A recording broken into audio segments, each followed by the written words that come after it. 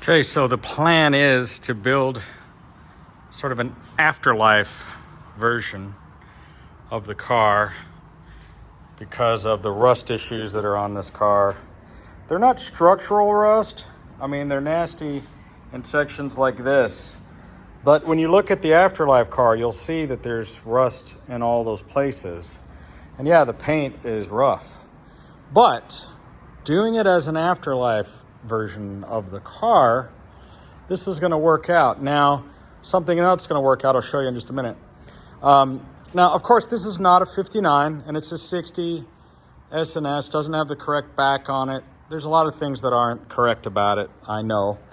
However, these cars are just so hard to get, and you've seen that 59s are selling for $250,000. So this will be a much more economical version of the car, and it'll still be fun. This car has suicide doors, has side loading, and we're repairing whatever has to be repaired in here. We're going to get the car up and running, fixing structural issues. There's not any major structural rust, but there is a little hole in the floor over there. Let me see if this door will open. Sometimes you gotta... Oh, they took the handle off. Great. Let's try it. Maybe I'll put the handle back on.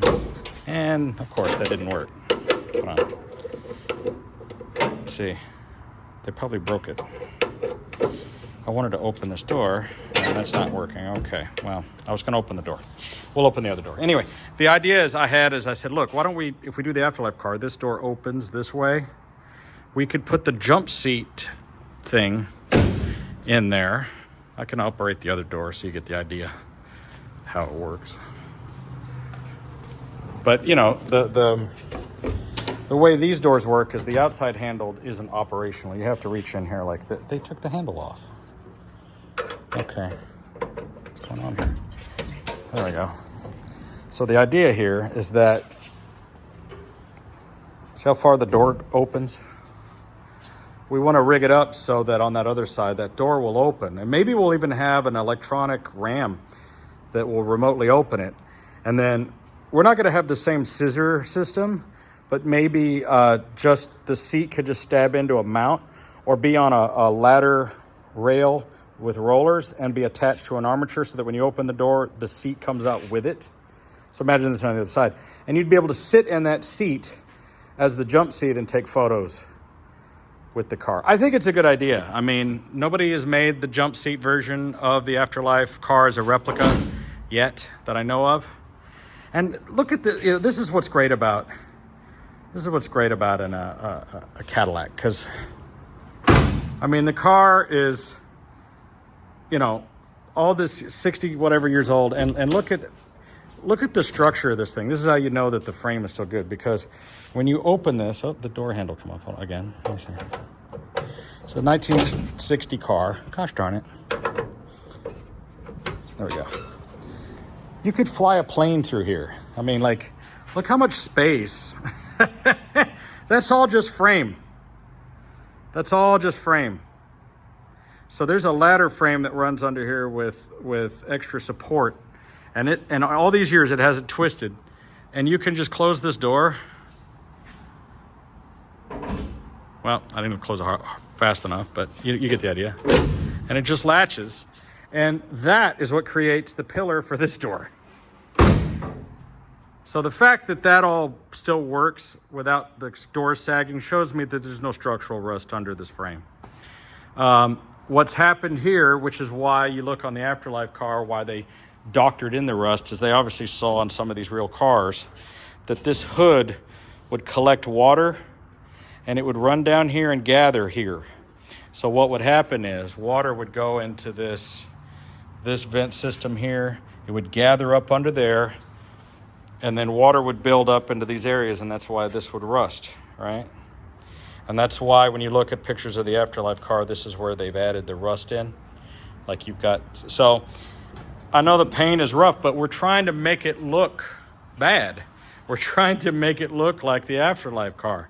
So we're actually going to go back over all of this and do what's called like a black wash to try to, we're going to hand paint and stipple all of these rusty areas so they'll look authentically rusty. Then we're going to do a thing here to the back where we'll have, we're going to have a rack that pulls out with the proton packs on it. This is what I've used on all of my cars. It's called the horn tones. They don't make these anymore. They stopped. They made these in the early 2000s, and it's a really weird system. Don't buy these because you're not going to be able to continue to use them. The only reason I can continue to use them, it's a long story. I'll have to explain it, but the way they work is you have to go onto their website. You have to buy credits, and each credit will allow you to convert an MP3 file to a horn tones proprietary file. Then you have to program using a virtual player that runs by Flash a theme, and then you download that onto a USB, and then you load it in to the unit, and you can only do that one time, right? So it was a proprietary system. You can't even use that system any longer because computers don't even allow Flash Player to work anymore. I had to go find a Vista computer that still had Real Player on it on an old version of like Netscape in order to operate the website to convert it. Anyway, the point is I have those files and I pre-converted these. I have several of these. So if you find one, I recommend not buying it, even though that's what we're using. There's other systems you can use. But I'm just pointing that out to you because you probably won't be able to program it. There's newer technology now that's different. Shout out to my buddy Travis Bell from Celebrity Machines, sending over the replica of the plate that's on the Afterlife ECTO. Thank you so much. He sent me a gift of that. We have the hubcaps. You know, I think it's going to be a little bit of an amalgamation of both the 84 and the Afterlife car. So, I mean, you've got rusty spots on the car. People are going to say, oh my gosh, what a piece of shit. But that's what the Afterlife car is, and that's what it looks. And I know it doesn't have the 59 fenders, but guess what? It's also not going to be $250,000. Listen, I would love nothing more than to build ECTOs out of 1959 Cadillacs. But I think they only made like 100 of them altogether. There's very few. There's only a handful of them on the planet Earth. So we're doing what we can with what we got. And I see people make ECTOs out of every conceivable kind of car. They make them out of Dodge Magnums and Cadillac wagons and every kind of station wagon and every kind of hearse.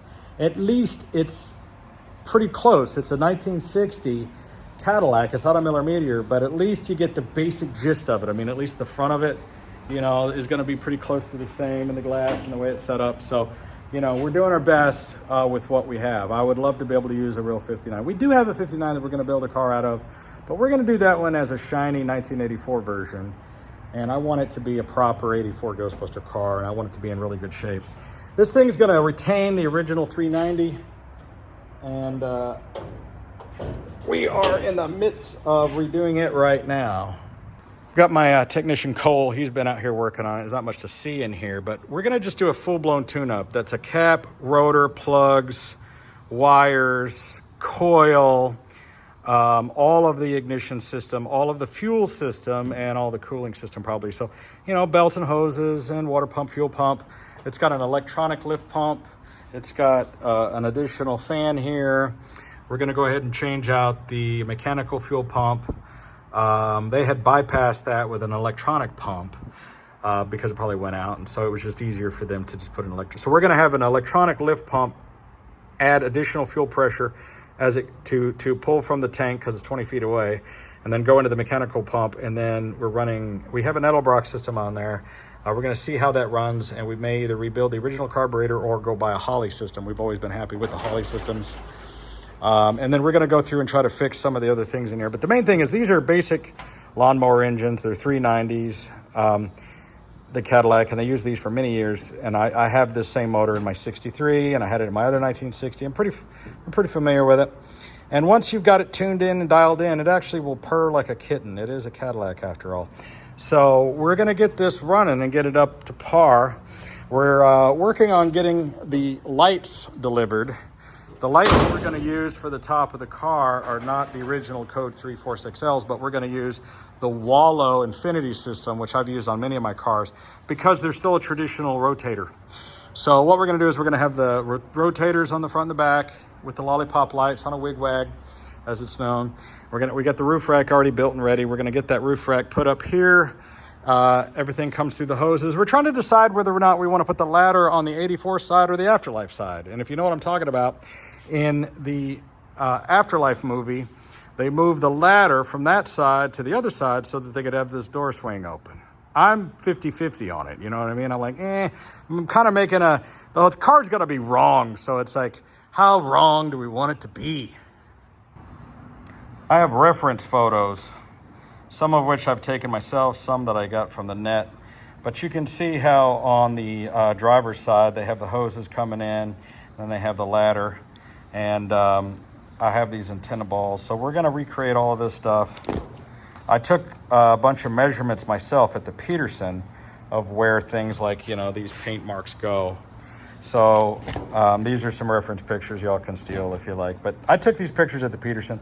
So you notice how they've kind of ground away the paint and then painted this all rusty. So that's what we're gonna do. We're gonna hand paint all of this rust onto the car on top of the actual rust. And I think it's gonna add a nice flavor to the car. The Afterlife series now being the new thing. I mean, you can see the way the wood has rotted, the decking and things from these reference photos. And we have all this stuff now. And then there's the 84 ECTO before Afterlife, just as a reference. But these are some different pictures that we've been using for reference. And you can see just how bad the rust is on there and so I think we're gonna kind of mix it up a little. Okay, well, that's the plan with this Afterlife ECTO. This will be our 4th ECTO. And the goal is to get it up for sale before Halloween, maybe on eBay or bring a trailer or whatever we can get it on. The Texas title has been applied for, so we'll have that in about a week. And we're hoping to have the car up and running and lights on and everything happening within 2 weeks and up for sale so that somebody can have it for Halloween. So if you're a Bob's Prop Shop fan and customer and you'd like to have the Ghostbuster car as part of your collection and want to have it before Halloween, send me a personal message, send me a contact, and maybe it could be yours before I put it up for auction, or maybe you'll want to bid on it. We're planning on maybe having it come with 2 proton packs. The proton packs that we have are selling for $3,800 each. We'll have some proton packs available finally. So just check our Bob's Prop Shop Facebook page for listings when I post something like that on our eBay. So the plan is to sell the car with 2 proton packs and maybe some other goodies. So I will tell you that the last one of these cars I sold exactly 1 year ago, last October, which was a 1960 Superior, we sold the car for $150,000. So that's the kind of numbers you're looking at spending for a car, one of these kind of cars. I'm not sure what this one will bring, but I know that that's what the other one sold for. You got to remember that the last proper ECTO, 59 ECTO, I think it went for $250,000. So that's the kind of money these cars are getting once they're done up correctly. And even though this one's a little wrong, but that's where the $100,000 goes, right? If it was a 59 and had everything on it pretty correct, you're talking about over a $200,000 car. I think this car, once we get it to where it needs to be, everybody will see it as a Ghostbuster car, and I think it's going to fetch that 150 mark. We'll see. I don't know. We'll see. So if this is something that interests you, hit us up. It's in progress, work in progress. So I'm here in the shop in Dallas. I'm about to fly back to Vegas to take care of some stuff. I go back and forth all the time. I know it's very confusing. People are always confused. My shop is still here in Dallas. I have a home here in Dallas. I also live in Las Vegas. I spend most of my time in Vegas. It's only a 3-hour flight, and it didn't cost me anything. I'm a Spirit Gold member, folks. I get my bags for free. My flights cost nothing, literally. I can fly here on Spirit cheaper than the Uber cost from the airport to here. I'm not making a joke. It's not a big deal. Okay, anyway, bragging, flexing on Spirit. This is so much fun. Okay, guys, if you want the car, hit me up. Thanks for watching. If you're interested in this, make sure to subscribe. Turn on your notifications because we do live videos all the time. And you can follow along on the build because all we've done is throw some color on it. We haven't even gotten started on this car yet. So we took it from its rusty black color to its shitty white and red color. And we're gonna get started on it Monday. Okay, thanks for watching, guys. Bye-bye. bonus footage. Just as I was closing up, Cole comes rolling up and he goes, hey, it's ready to start. I'm gonna let you do the honors. So we put a little starting fluid in there. And then, where's the starting fluid? Where'd it go? Down there. Yeah, I'll throw, oh. Yeah, we'll run it on ether. Let's see what happens. We have not fired this thing yet. Let's see if it starts.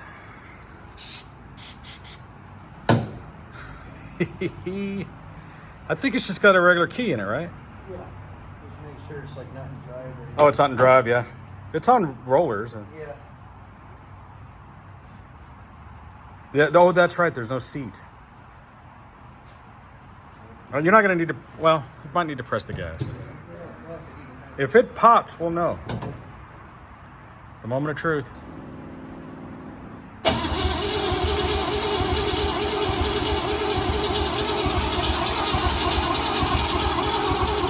Floor it. Are you giving it gas? You're not pressing the pedal? Well, I mean, it wouldn't really do anything. It would open up the flap. I guess, but I need to see if the circuit to the coil is actually working. So far, nothing.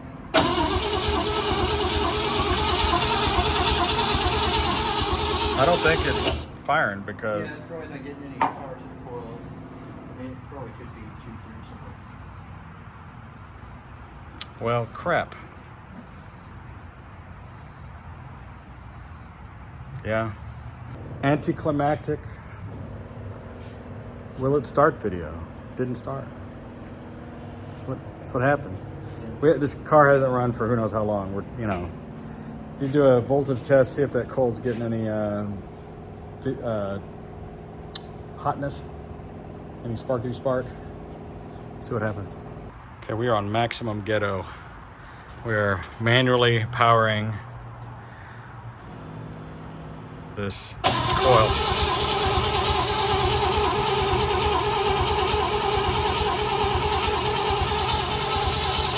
Wow.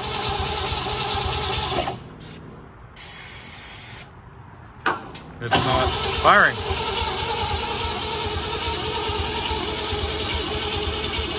Are we sure we got positive and negative on there properly? Yeah, they're on there.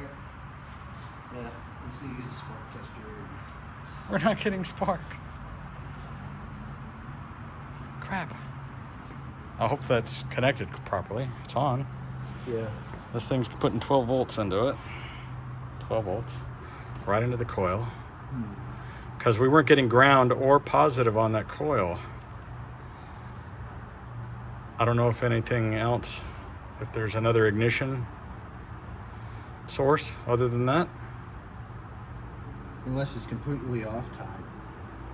Because I didn't really touch the distributor. I took the cap off. Wired Oh, up you think the timing isn't?